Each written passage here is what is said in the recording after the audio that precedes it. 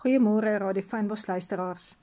Die prys om klaar te bou is vanoggend se tema. Ons almal verwag maar net dat God vir ons moet sorg. Maar waarom sorg hy vir ons? Sodat ek en jy hom kan verheerlik. Ons leef nie vir onsself nie. En as ons net vir onsself wil leef, moet ons liewer wegbly van so 'n opdrag soos wat Nehemia gekry het. Want so seker soos wat Jesus ons rots is, word hy ook genoem Yahweh Elozer, die magtige rots. En daardie rots kan ons verpletter. Weet jy dat God 'n God van orde is? So ek kan nie waag om net aan te gaan en te bou, net soos wat ek wil, op enige fondasie nie. Wanneer ons die merke van gebrande stene aan ons het, kan ons nie gate toemaak waarvoor God ons wil gebruik nie. Want baie van ons is reeds uitgebrand en ons sukkel om 'n lewende bousteen vir God te wees. Hy sê in 1 Petrus 2 vers 5, laat ons soos lewende stene opgebou word tot 'n geestelike huis, 'n heilige priesterdom, om geestelike offers te bring wat aan God welgevallig is, deur Jesus Christus. Ek hoop jy hoor daardie woord, deur Jesus Christus, want ek en jy is aanneemlik, nie uit ons eie geregtigheid nie, maar deur Jesus Christus. So as ons die hele tyd op God wag om in ons lewe te begin werk, sal ons nooit voltooi wat God vir ons gegee het nie. Ek verduidelik dit vir jou. Daar is baie mense wat sê hulle gaan net niks doen nie. Hulle gaan op God wag. En dit is nie hoe dit werk nie. Geloof is ook werke. Geloof is om te begin doen van jou kant af, wat in jou vermoë is, wat in jou geloof vermoë is, en dan sal jy sien, in diepe afhanklikheid van God, kom doen hy, wat jy nie kan doen nie. Hy sê in Jakobus 2 vers 17, as geloof nie werke het nie, is dit self op sigself dood.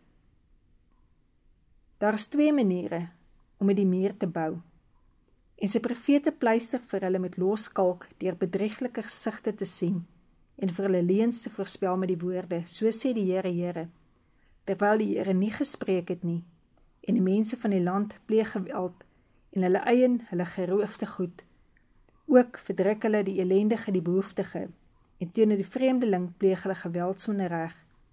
En ek het onder hulle man gesoek wat 'n muur kan bou, en voor my aangesig in die bres kan staan vir die land, sodat ek het nie sou verwoes nie, maar ek het niemand gevind nie. Daarom het ek my toorn oor hulle uitgegiet, deur die vuur van my grimmigheid het ek hulle verteer. Hulle wandel het op hulle hoof laat neerkom, spreek die Here, Here. Jesegiel 22 vers 28 tot 31. En dan moet ons vanoggend erken, as daar gate is in ons denke, in ons houdings, daarom is God besig om ons te vorm en ons te bytel. Weet jy wat wonderlik is? Dat toe Jesus aan daardie kruis vir jou gehang het, daar is die plek waar jy 100% sal inpas in wat God se wil is. Daar is die plek waar Jesus uitgeroep het, dit is volbring. Nehemia het die vyand se strategie gesien, hy het die volk opgerig, soos God hom gewys het, families bymekaar gehou. Die oomblik as jy oorkom, in die bloedlyn van Christus Jesus, dan weet ons, dat ons kind van God is. Hy praat van 'n bassein wat geblaas het, terwyl hulle wapens in hulle hande moes hou. Hierdie trompet was uit silwer uitgemaak. Silwer spreek van verlossing, bevryding en redding. Die een het geblaas, om die mense bymekaar te roep. Die ander om bymekaar te roep vir oorlog. God se tyd is perfek. Leer en luister om God se stem te herken. Wanneer sê hy vir dis oorlog? En wanneer sê hy dis tyd om in 'n eenheid te wees? Ek het lank terug 'n visioen gesien van 'n fakkel wat aan die brand gesteek word reg oor Suid-Afrika.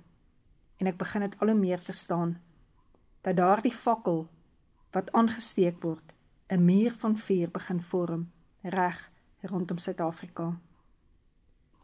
En vanoggend bedien ek vir jou communion, die bloed van Jesus Christus, sodat jy sy bloed kan inneem vanoggend en krag kan ontvang as die Heilige Gees oor jou kom, om af te sluit hierdie September maand, soos wat die Here wil hê, jy moet dit afsluit.